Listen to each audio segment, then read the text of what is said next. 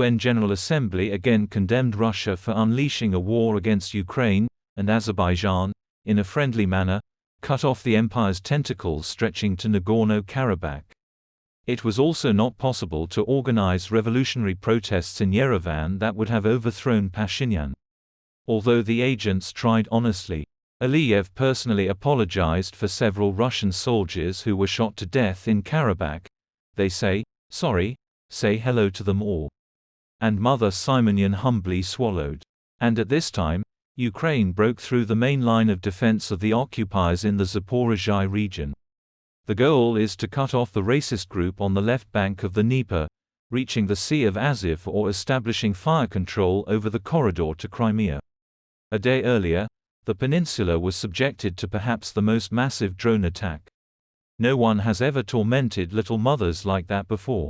It got so bad that they had to take the underwater troughs from Sevastopol to Novorossiysk before they were drowned along with the little daddies. But the population was announced about a great achievement. The most progressive and advanced conscription system had been created in the cave. Nowhere in the world is it so effective to conscript people into war and stuff the earth with meat. An analysis of published data showed that mobilized Russians sent to the trenches of Ukraine remained alive for an average of about 4.5 months. Moreover, every fifth Mobik did not survive longer than 8 weeks. In a word, the pride rose so high that the ruble felt sick. In order to fill the treasury, the government is again increasing the tax burden on business, since the budget this year will have to spend another 10 trillion rubles on the war. From October 1, the government will introduce duties on the export of goods, which will depend on the ruble exchange rate. A devaluation tax will be charged when the dollar exchange rate is above 80 rubles.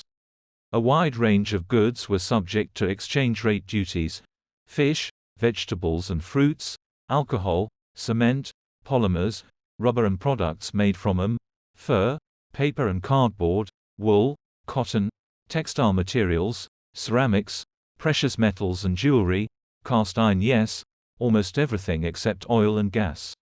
So Putin's friends are in chocolate again, and the rest of the furry people will have their hair shaved off to the bone. Lean patriots will eat even less, but they will zig more often and higher. Taking into account the rebellious experience of the orchestra prisoners, the Russian Guard will be allowed to create PMCs. Zolotov is not a cook. He won't shave his head and he won't go crazy. Roskomnadzor is also not sitting idly by, but is preparing to introduce martial law.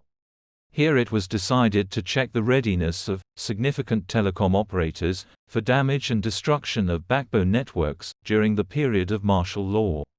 So the military is rustling, the graves are making ears. Lavrov's delegation brought cholera with him from India, from the fields of the G20.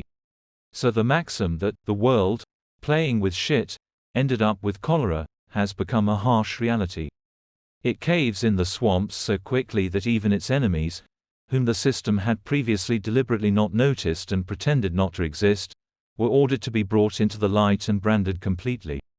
On Thursday, September 21, the Ministry of Justice added journalist Aleksandr Sotnik to the register of extremists and terrorists.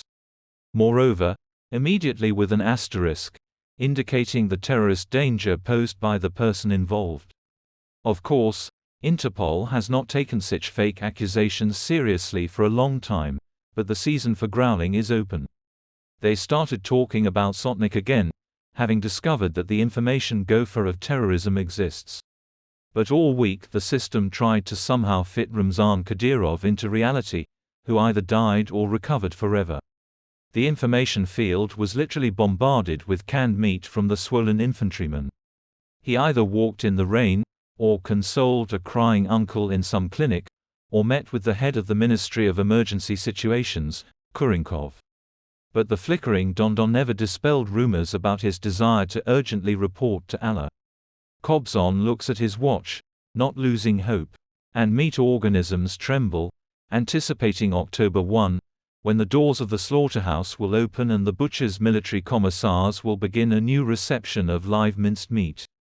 Footcloth Deputy Gurolev demands that all the unemployed be sent to war at supersonic speed, establishing a 15-hour working day in the rear without days off. And the bald rat rushes around the cave, sneaking from Ijesk to Veliki Novgorod and pretending that everything is under control. And Zelensky cuts through his overseas enemies. He either shakes Biden's hand or kisses Trudeau. The day before, the misunderstanding between Ukraine and Poland regarding grain was resolved. Slovakia also softened its position. So the Kremlin's hopes for the disintegration of the Allied coalition were not justified.